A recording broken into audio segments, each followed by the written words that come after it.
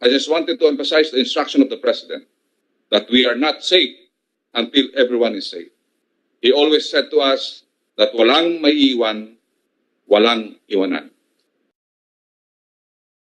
The choice of vaccines. This is for Secretary Galvez. Therefore, your negotiations with these various vaccine companies, these pharmaceutical companies, obviously, higher efficacy and lower cost should be one of the bases, right? Why will we pay for a more expensive vaccine that has lower efficacy? Hindi po ba? Yes, sir. Actually, sir, yung ano namin, during our negotiation, we have seven requirements. But the major requirements that we have is talagang para man po yung safety and efficacy.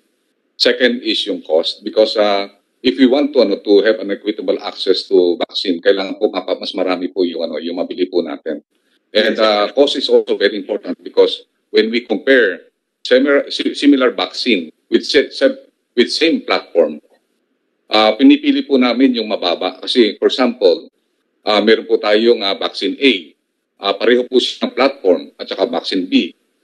Pero yung isa mataas, isa mababa, bibili namin po yung mababa. Dahil kasi pareho naman po sila ng platform. Yes. And with that also, ang tinitingnan din po namin is yung kasi po sa vaccine, may tatlo po tayong logistical requirement. Yung negative 17 and 80, yung negative 20, at saka 2 to 8.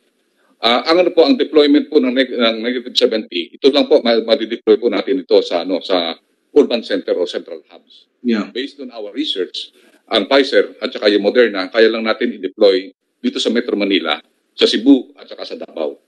Kasi doon lang po may warehouse tayo na capable yung ating mga pharmaceuticals na negative 20 at saka negative 70. Yan din po ang deployment strategy ng US na ang central hubs po nila, yung highly urbanized centers, ay yung pong Pfizer. Yung sa kanilang mga suburbs, yung pong Moderna. Ganun po ang gagawin po natin, yung ating deployment, yung medyo mataas po yung requirement sa supply chain, doon lang po natin ilalagay sa may capability po tayo sa supply chain. Yung AstraZeneca, yung J&J, yung Sinovac, at saka yung tinatawag natin yung mga ibang brand na meron 2 to 6 na kayang-kaya po ng DOH ang handling, yun ang pwede po natin dalhin sa mga islands at saka sa mga other far-flung areas. So yun po ang strategy po namin sa geographical. In this slide, we show the potential rollout of the portfolio of 7 vaccines.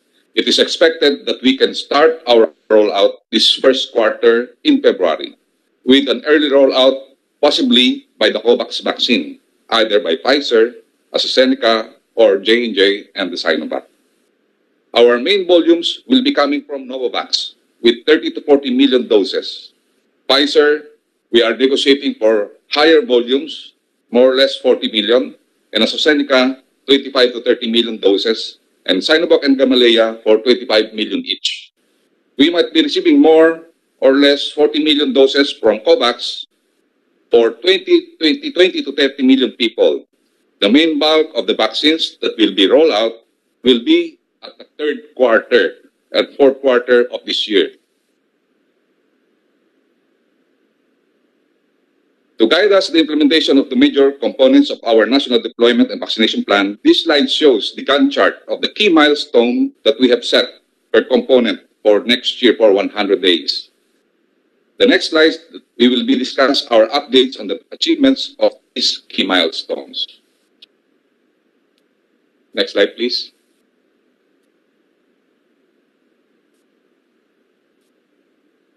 Next slide, please. Shown is the organizational structure of the vaccine cluster under the National Task Force and the IATF.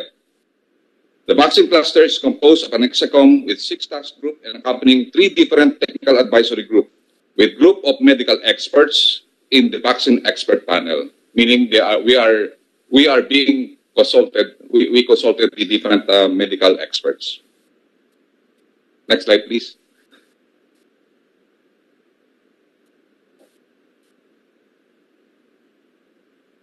With the President's guidance to vaccinate all Filipinos, the National Task Force and the DOH came up. Next slide, please. Came up with the deployment strategy with geographical and sectoral consideration. We will designate focus targeted areas, priority sectors, and multiple access using the public-private partnership in order to immediately contain and provide consumer confidence and achieve economic recovery. Let's go now on the simply updates on our preparations and negotiations. The task group on vaccine selection and evaluation, consisting of vaccine expert panel, is now working with 25 bilateral partners, foreign biotechnology and pharmaceutical companies in 10 countries that are willing to conduct clinical trial, do local manufacturing, or distribute and offer their vaccine in the country.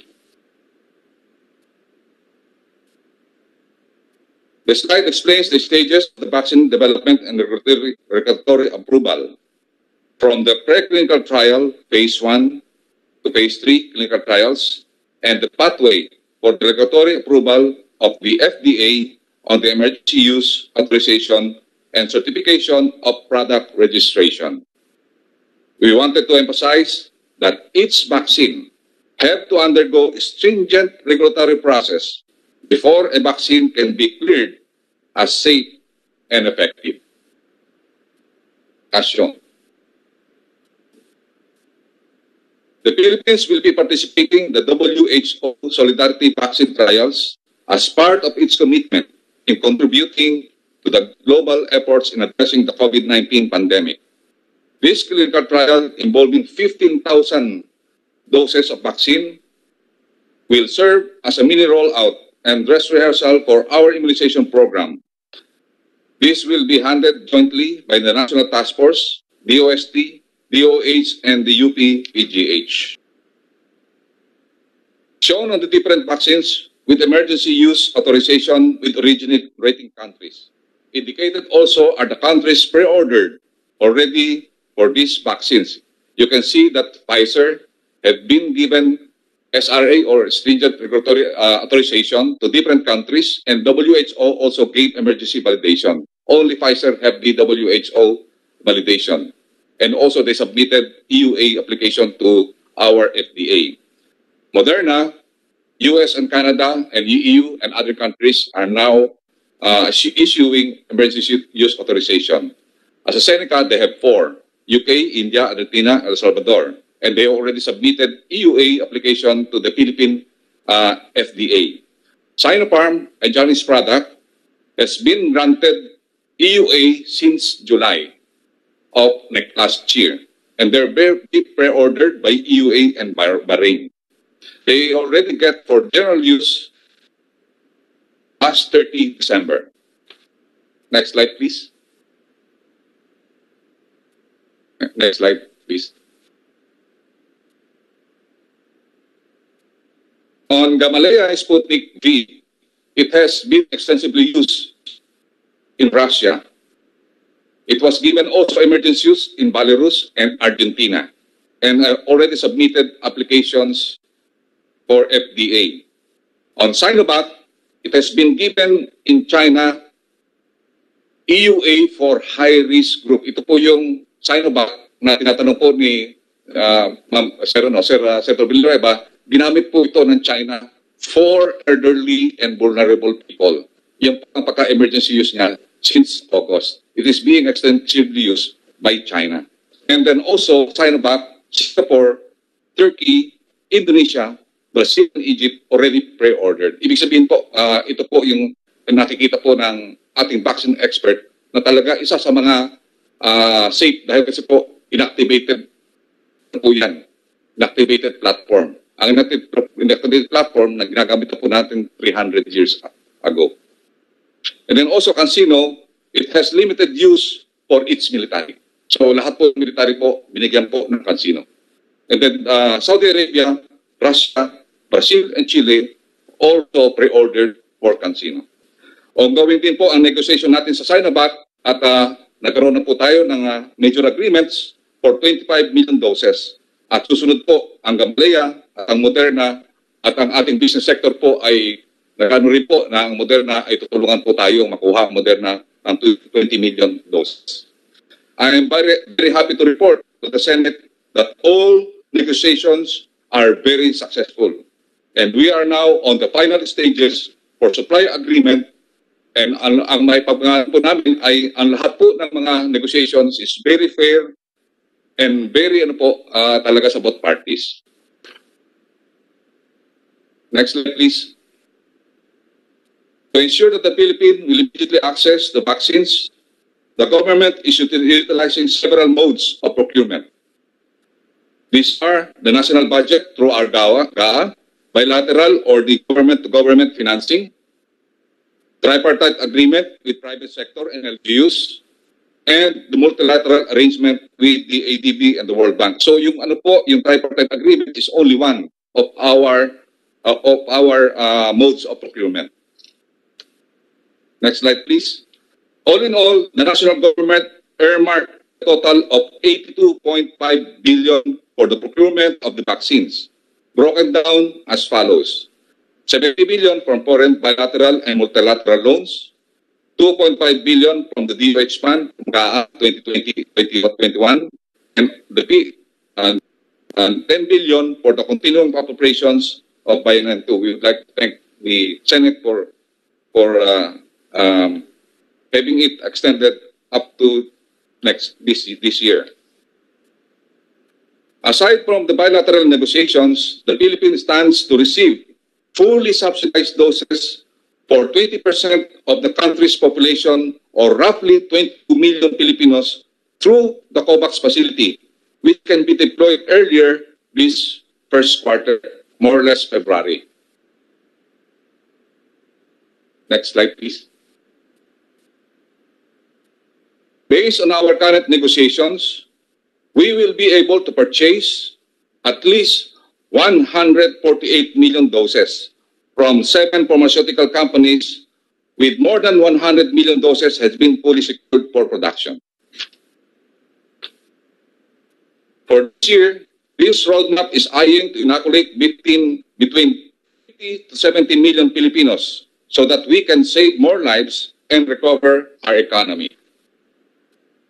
On the next slide, shown in this slide is how complex the cold chain and the logistical arrangement will be to ensure that vaccines will be distributed to the target areas in our archipelagic country. Next slide, please. DOH now is partnering with the private sector to ensure the delivery of the vaccines goes unhampered through a supply agreements with the vaccine companies and the cold chain third-party logistics service providers. So ang gagawin po natin ay magkakaroon po tayo ng service agreement with the different vaccine producer para at least po talagang maganda po yung mga timings and timelines and also the synchronization of our effort with the LGU. The DOH, together with its partner agencies, have already developed the National Vaccination and Deployment Plan and initiated the establishment of the Incident Command System at all levels.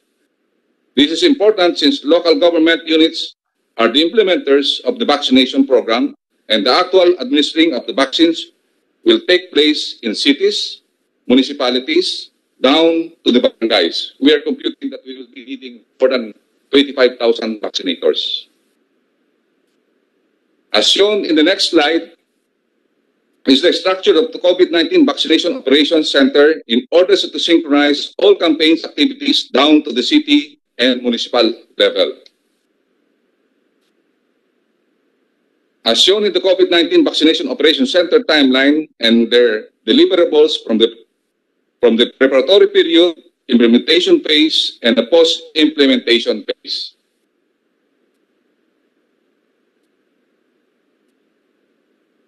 Next slide, please.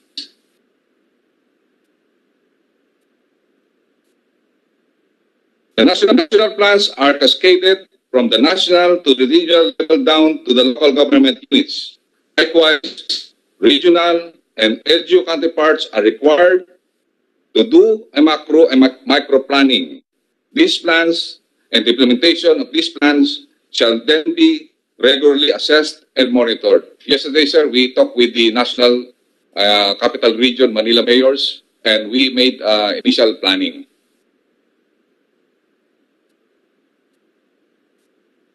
Next slide, please, on significant updates, immunization. On this slide, in the deployment of vaccines, our strategy will have geographical and sectoral consideration.